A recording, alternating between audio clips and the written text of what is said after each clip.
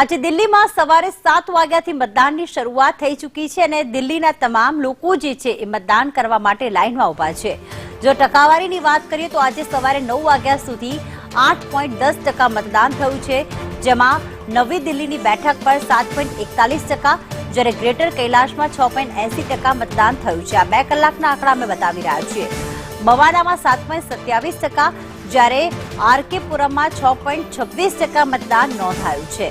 તો સવારે 9 વાગ્યા સુધીમાં સરેરાશ 8.10% મતદાન નોંધાયું છે। આજે તમામ દિલ્હીવાસીઓ જે છે એ આખરે પુનરાવર્તન કરે છે કે પરિવર્તન તે તમામ પર નજર રહેશે, કારણ કે પરિણામ આવશે અને ત્યારબાદ ખ્યાલ આવશે કે આખરે આમ આદમી પાર્ટી પર ફરી એક વખત વિશ્વાસ મૂકે છે દિલ્હીવાસીઓ કે પછી આ વખતે ભારતીય જનતા પાર્ટી કે કોંગ્રેસ પર વિશ્વાસ મૂકે છે। ત્યારે નવી દિલ્હીમાં સવારે 9 વાગ્યા સુધી આજે 8.10% જેટલું મતદાન થયું છે।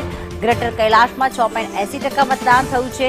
સાથે સાથે જે રાજકીય નેતાઓ છે તે પણ આજે પોતાના મતાધિકારનો ઉપયોગ કરવા માટે આવ્યા છે। આપ જોઈ રહ્યા છો કે મનીષ સિસોદિયા કે જેમણે આજે પોતાના મતાધિકારનો કર્યો